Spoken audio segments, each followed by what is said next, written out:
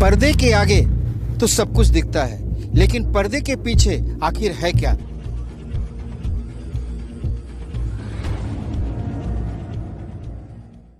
नमस्कार। डिजिटल खबरीलाल के खास कार्यक्रम पर्दे के पीछे में आप सभी का स्वागत है। मैं सत्येंद्र प्रताप सिंह। आज मैं आगे कुछ कहूं इसके पहले आप यह छोटा सा यानी 5 सेकंड का सिर्फ वीडियो क्लिप को गौर से देखिए व सुनिए। थोड़ा सब्र रखिए और कुर्सी का पीटी बांध लीजिए, मौसम बिगड़ने वाला है।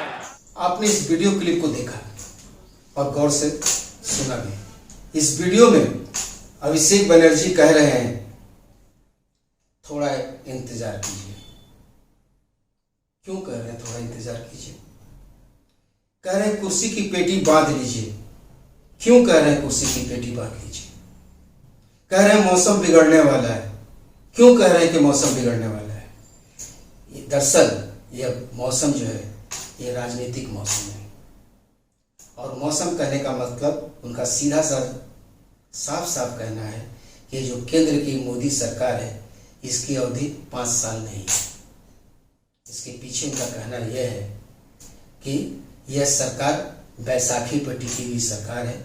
एक तरफ आंध्र प्रदेश के मुख्यमंत्री चंद्रबाबू नायडू की बैसाखी है और दूसरी तरफ बिहार के मुख्यमंत्री नीतीश कुमार की बैसाखी पर टिकी हुई सरकार है।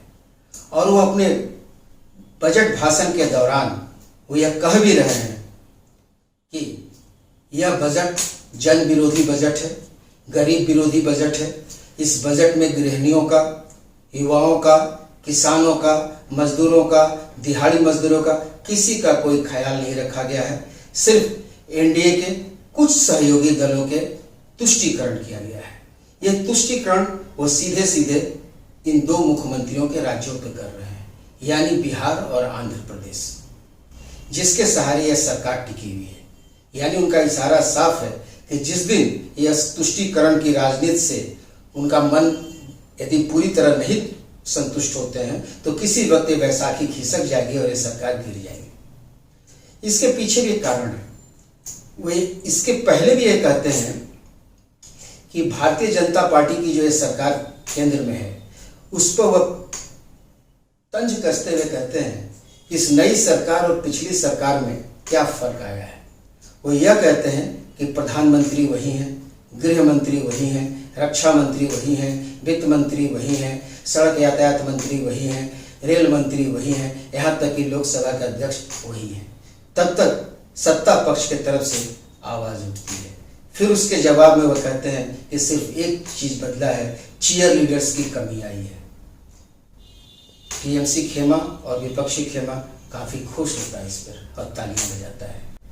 चीयर लीडर्स कम हो रहे हैं।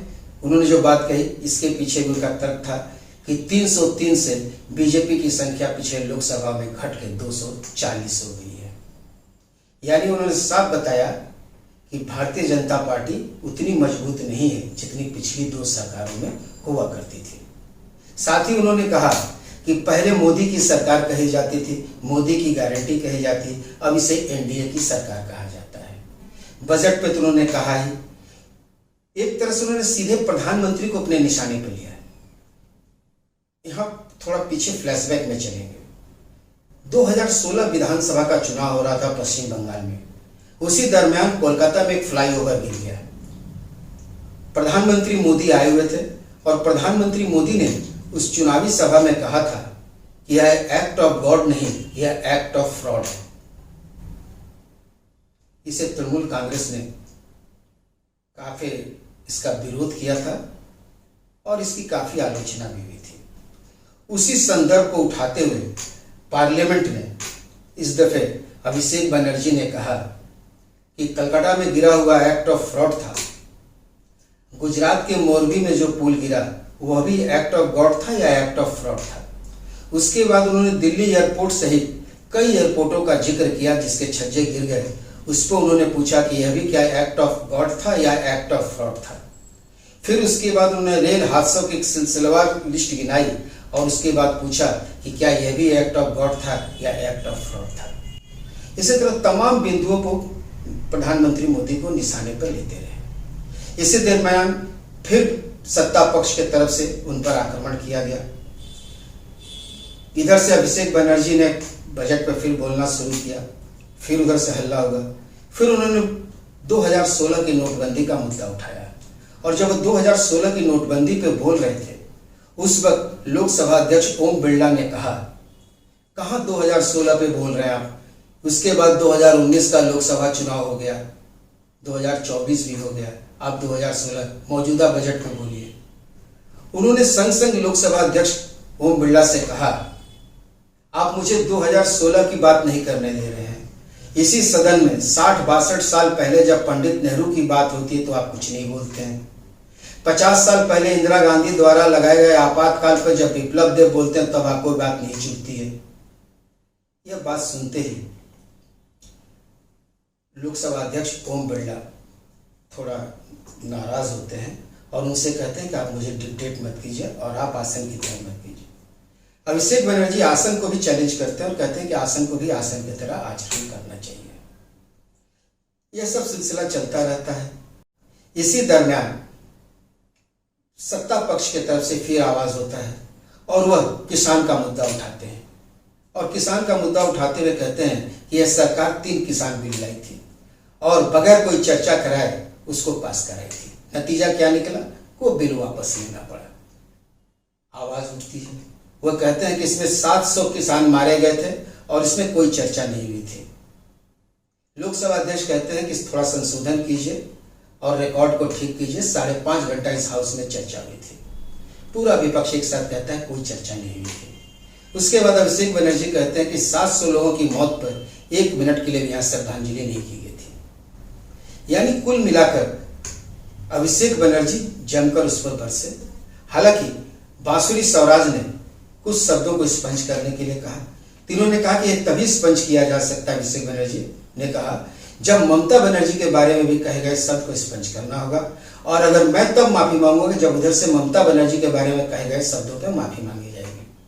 अब सवाल है कि जो कुर्सी की पेटी बांध लीजिए, मौसम बिगड़ने वाला है, इसके पीछे की मंशा क्या हो सकती है? दरअसल 2024 का लोकसभा चुनाव कहीं से भी मोदी के पक्ष में नहीं रहा है। यूं तो यह सरकार बन गई है, एनडीए की सरकार बनी है और पोस्ट पोल अलायंस के तहत ही बनी है, लेकिन इस सरकार कितने दिन स्थिर रहेगी, इस पे भी प्रश्न चिन्ह लगा हुआ है। साथ ही इस साल इस दफे करीब 4 विधानसभाओं के चुनाव में, जिसमें एक संभावित जम्मू कश्मीर को जोड़ सकते हैं, वरना 3 पे तो निश्चित है, झारखंड, हरियाणा और महाराष्ट्र। और अभी तक की जानकारी के अनुसार हरियाणा और महाराष्ट्र में एनडीए कहें या बीजेपी कहें, उनकी स्थिति बहुत ज़्यादा संतोषजनक नहीं है।